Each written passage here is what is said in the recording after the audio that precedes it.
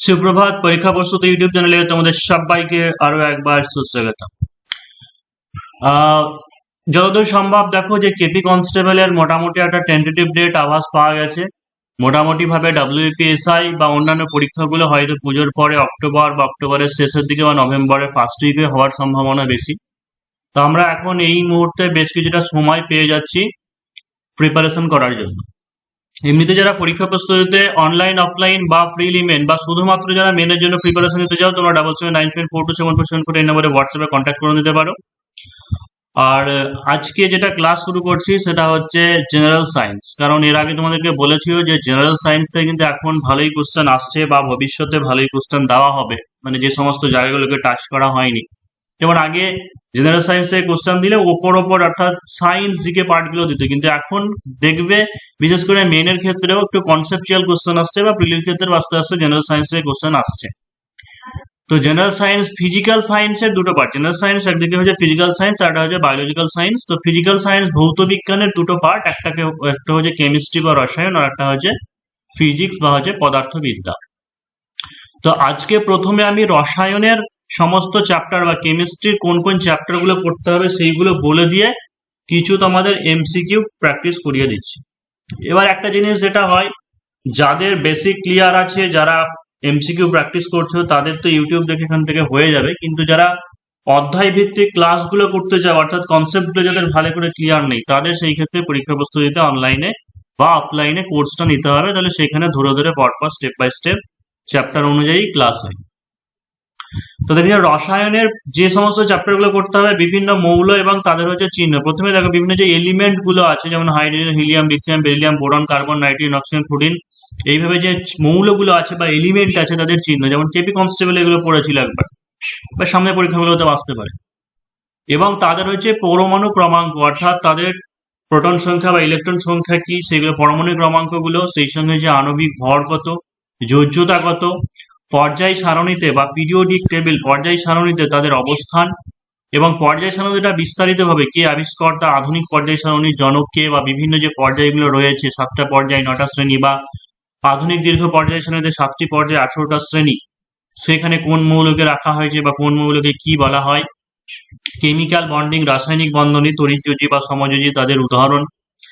বিভিন্ন গ্যাস এবং হচ্ছে তাদের ধর্ম, যেমন নাইট্রিক অ্যাসিড, সালফিউরিক অ্যাসিড, এই সমস্ত যে সমস্ত গ্যাসগুলো রয়েছে, হাইড্রোক্লোরিক অ্যাসিড, তাদের প্রপার্টিজ এবং পরীক্ষাগারে কিভাবে প্রস্তুত করা হয় এবং তাদের ব্যবহারগুলো বা যেগুলো ব্যবহার করা হয় তার বর্ণ কি, অনুঘটক কি, বিভিন্ন পদার্থ তাদের বর্ণ, গন্ধ শনাক্তকরণ। এখান থেকে যেমন প্রায় প্রতিবারই কোশ্চেন আসে, হয়তো বলে ক্লোরিনের বর্ণ কি, এরকম ধরনের, বা কোন গ্যাসের হয়তো অ্যামোনিয়ার গন্ধ কেমন, বা শনাক্তকরণ প্রক্রিয়া, তার গুরুত্বপূর্ণ ব্যবহার, অ্যাসিড, ক্ষার, বিভিন্ন লবণ, জারণ, বিজারণ, অনুঘটক, জৈব রসায়ন। জৈব রসায়ন মাধ্যমিকে যতটা দেওয়া আছে অতটুকু করা দরকার নেই, মাধ্যমিকে এখন বেশ ভালোই দেওয়া আছে।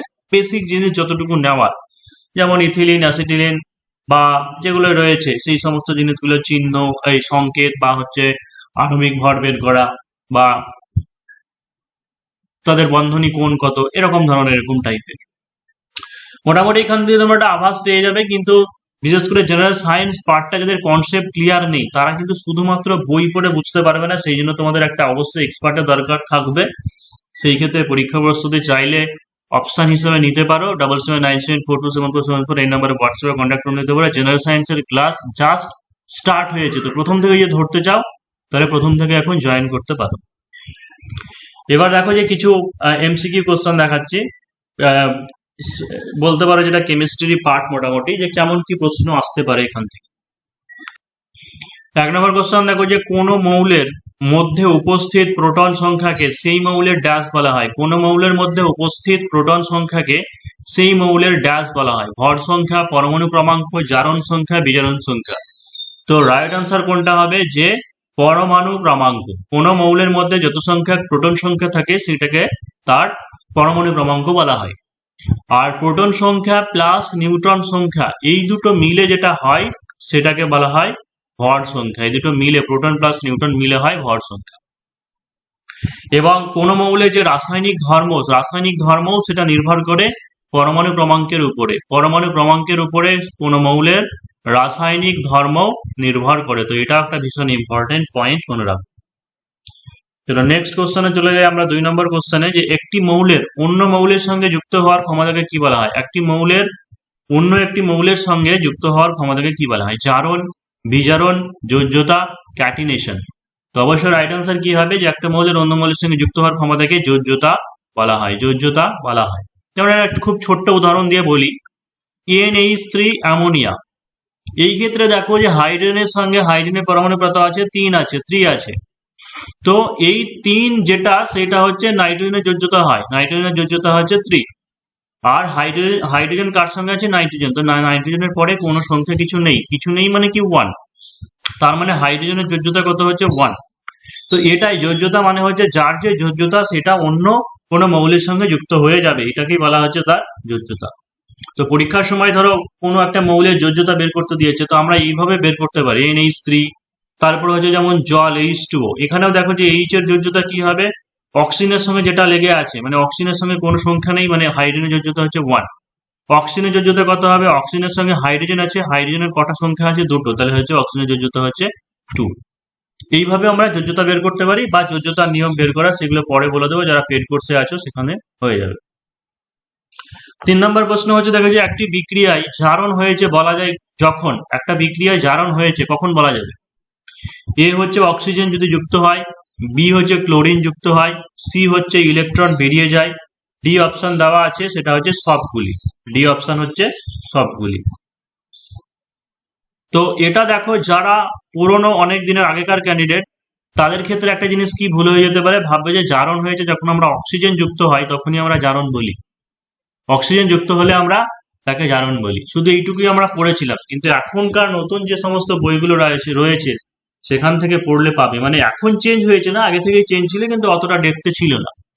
তো জারণ অক্সিজেন যুক্ত হলেও তাকে জারণ বলবো, ক্লোরিন যুক্ত হলেও তাকে জারণ বলবো, ইলেকট্রন যদি বেরিয়ে যায় তবুও তাকে জারণ বলবো। অর্থাৎ কি হবে?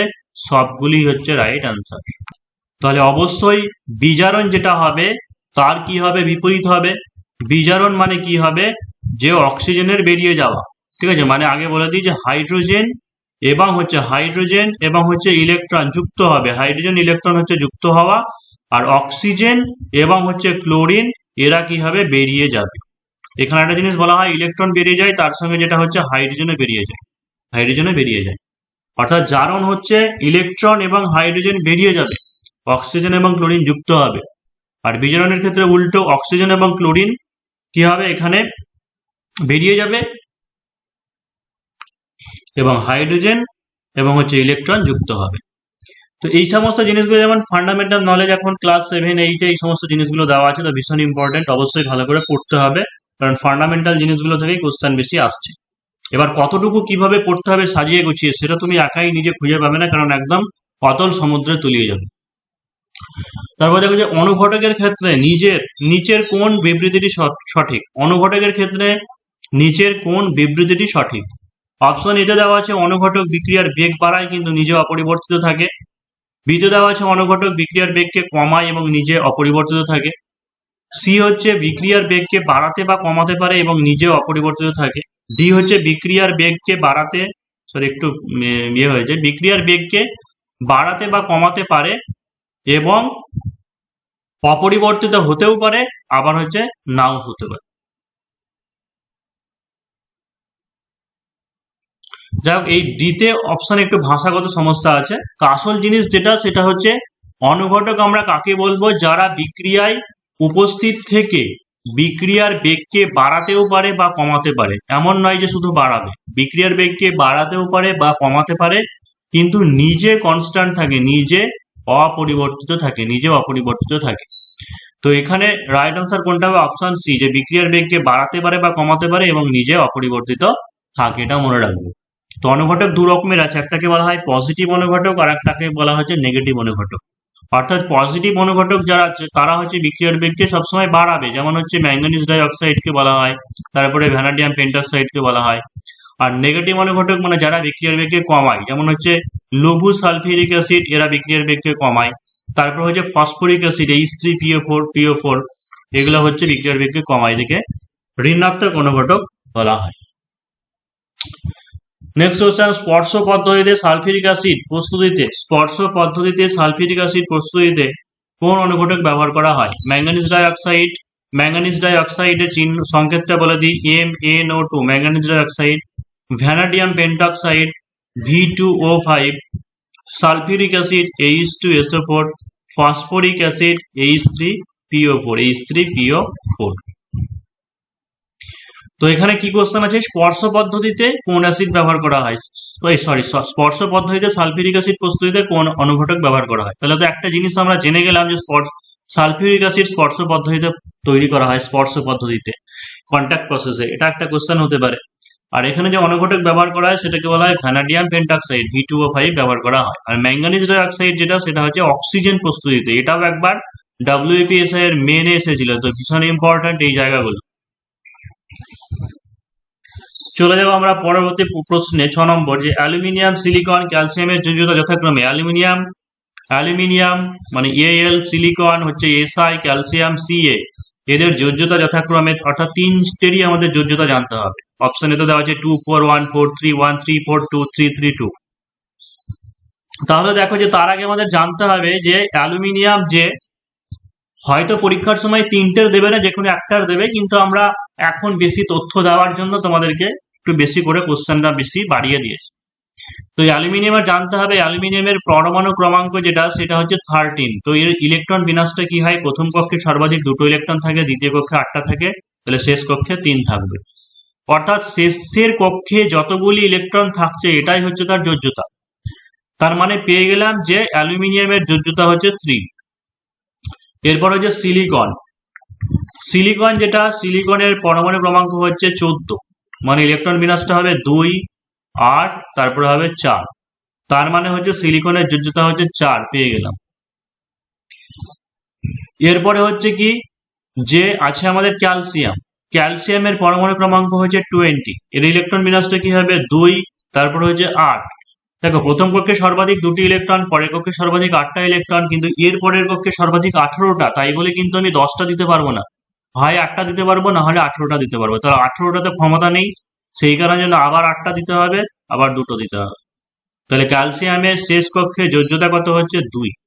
তাহলে আমরা কি পেলাম, যথাক্রমে 3 4 2, কোথায় আছে, অপশন সি তে, মানে অ্যালুমিনিয়ামের 3, সিলিকনের 4, ক্যালসিয়ামের হচ্ছে 2। নেক্সট কোশ্চেন ভীষণ ইম্পর্টেন্ট, যে আর্সেনিকের সংকেত চিহ্ন কি? আর্সেনিক, অ্যান্টিমনি, জানো যে এরা হচ্ছে ধাতু কল্প, মানে ধাতু এবং অধাতু উভয়েরই প্রপার্টিস এখানে প্রেজেন্ট থাকে, তাই সেই কারণে ধাতু কল্প বলা হয়। তো আর্সেনিকের চিহ্ন AS, SB, AR, AN। তো আর্সেনিকের চিহ্ন হচ্ছে AS, আর SB এটা হচ্ছে কি অ্যান্টিমনি, এটাই হচ্ছে অ্যান্টিমনি। AR তাহলে কি, AR হচ্ছে কি আর্গন, যেটা একটা হচ্ছে নোবেল গ্যাস বলা হয় আর্গনকে। AN দিয়ে কিছু হয় না। নেক্সট হচ্ছে সালফিউরিক অ্যাসিডের আণবিক ভর কত? সালফিউরিক অ্যাসিডের আণবিক ভর কত হয়? তার আগে জানতে হবে সালফিউরিক অ্যাসিডের সংকেত হচ্ছে H2SO4, এবং এটাও জানতে হবে হাইড্রোজেনের আণবিক ভর হচ্ছে 1, সালফারের আণবিক ভর হচ্ছে 32, অক্সিজেনের আণবিক ভর হচ্ছে 16। তাহলে হাইড্রোজেনের 1 দুটো আছে, সেজন্য 1 × 2, প্লাস সালফারের হচ্ছে 32, অক্সিজেনের কত হচ্ছে 16 × 4। তাহলে কি দাঁড়াচ্ছে 2 + 32 + 64, 4 দিয়ে 6 দিয়ে 8, 6 3 9, মানে 98 হচ্ছে সালফিউরিক অ্যাসিডের আণবিক ভর। এইগুলো এখন পরীক্ষায় দিচ্ছে, একবার কার্বন ডাইঅক্সাইডের আণবিক ভর বের করতে দেওয়া ছিল পরীক্ষাতে, এসআই এর পরীক্ষায়, তো এইগুলো দিতেই পারে। যাদের ক্ষেত্রে এইগুলোতে উইকনেস আছে, অর্থাৎ ক্লিয়ার নেই, তোমাদেরকে কিন্তু ইমিডিয়েট করতে হবে, অর্থাৎ আগের মতো সেই জামানা নেই যে শুধুমাত্র স্ট্যাটিক জিকে পোর্শন বা স্ট্যাটিক জিকে সায়েন্স কিছু পড়ে দিলাম উপর তাহলে ক্র্যাক হয়ে যাবে না, কারণ এখন যথেষ্টই অবশ্যই পরীক্ষা এক্সাম কি হচ্ছে, টাফ হচ্ছে। দুটি মৌলের নিউটন সংখ্যা সমান, তাদেরকে কি বলা হয়? দুটি মৌলের নিউটন সংখ্যা সমান হলে তাদেরকে বলা হয় আইসোটোন, আইসোবার, আইসোটোপ, আইসোমার। তো রাইট আনসার কোনটা হবে? আইসোটোন। আইসোটোপ কি হচ্ছে, যখন তাদের পরমাণু ক্রমাঙ্ক সমান হয়, যেমন হচ্ছে 8O 16, 8O 17, মানে কি হচ্ছে যে পরমাণু ক্রমাঙ্ক সমান, ভর সংখ্যা আলাদা, আইসোটোপ। আইসোবার কাকে বলা হয়? যেমন 18 AR 40, 20 CA 40, অর্থাৎ কি হচ্ছে আইসোবার মানে হচ্ছে ভর সংখ্যা সমান হচ্ছে, পরমাণু ক্রমাঙ্ক আলাদা হচ্ছে। আর আইসোটোন মানে কি রকম হবে, যেমন হচ্ছে 15P 31, 16S 32, অর্থাৎ ফসফরাস এখান থেকে দেখো নিউটন সংখ্যা কি হবে, 31 থেকে 15 বাদ দিলে 16, সালফারের ক্ষেত্রে 32 থেকে 16 বাদ দিলে 16। তাই এখানে জন্য হচ্ছে দুটি নিউটন সংখ্যা সমান হলে তাকে বলা হয় আইসোটোন। নেক্সট কোশ্চেন দেখে নাও যে 11 গ্রাম কার্বন ডাইঅক্সাইডের আয়তন কত? 11 গ্রাম কার্বন ডাইঅক্সাইডের আয়তন কত? তার আগে বলে দিই যে যারা পরীক্ষা প্রস্তুতিতে অনলাইন বা অফলাইন ফ্রিলি প্লাস মেন বা শুধু মেনের জন্য প্রিপারেশন করতে চাও, অবশ্যই তোমরা কন্ট্যাক্ট করে নিতে পারো 77974274. তাদের উদ্দেশ্যে একটা জিনিস বলে রাখি, বাংলা ইংরেজিটা সম্পূর্ণ আলাদা, কিন্তু জিকে ম্যাথটা এমন ভাবে পড়ানো হয়, বিশেষ করে জিকে ম্যাথ রিজনিং, কারণ ওটা প্রিলি মেন একে অপরের সঙ্গে রিলেটেড আছে, সম্পর্কিত আছে। জিকে তো এমন নয় যে প্রিলি আলাদা মেন আলাদা নয়, জিকে ওভারঅল পড়তে হবে, প্রিলিতে পড়লে মেনেরও কাজে লাগবে, আবার প্রিলিতে পড়লে পরে মেনের কাজে লাগবে। এমনটা নয় যে প্রিলির জন্য প্রিলিই পড়লাম, মেনের জন্য আলাদা পড়া, তা নয়, ওটা সব মিলেমিশেই। তো এখন থেকে যদি পড়ো তাহলে মেনকে টার্গেট করলে অবশ্যই প্রিলিতেও তোমাদের হেল্প হয়ে যাবে। তো 11 গ্রাম কার্বন ডাইঅক্সাইডের আয়তন কত? 11 গ্রাম কার্বন ডাইঅক্সাইড, তো তার আগে দেখে নিই যে কার্বন ডাইঅক্সাইডের আণবিক ভর কত হয়। কার্বনের হচ্ছে 12, অক্সিজেনের হচ্ছে 16, তাহলে দুটো আছে, 16 দুগুণে 2 মানে হচ্ছে 44। এবার হচ্ছে কি বলি আমরা, গেলুসাকের সূত্রতে হচ্ছে 44 গ্রাম কার্বন ডাইঅক্সাইড মানেই 44 গ্রাম কার্বন ডাইঅক্সাইড মানে তার মোলার আয়তন হচ্ছে 22.4 লিটার, 22.4 লিটার।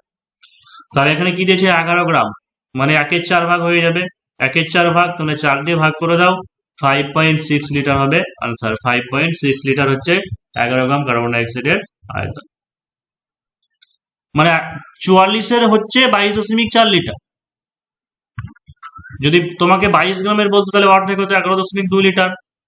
11 গ্রাম বলেছে মানে 1/4 ভাগ হয়ে যাবে, মানে 5.6 লিটার। এইভাবে তোমাকে বের করতে হবে। তো আজকে এখানেই শেষ করছি। পরীক্ষা প্রস্তুতির অনলাইন সেন্টার, অফলাইন সেন্টার যেটা বলে দিই সেটা হচ্ছে ভাকুড়ি, বহরমপুর, মুর্শিদাবাদ, ঠাকুরপাড়া, বহরমপুর, মুর্শিদাবাদ, হন্ডা শোরুমের কাছে। Contact number 7797427474।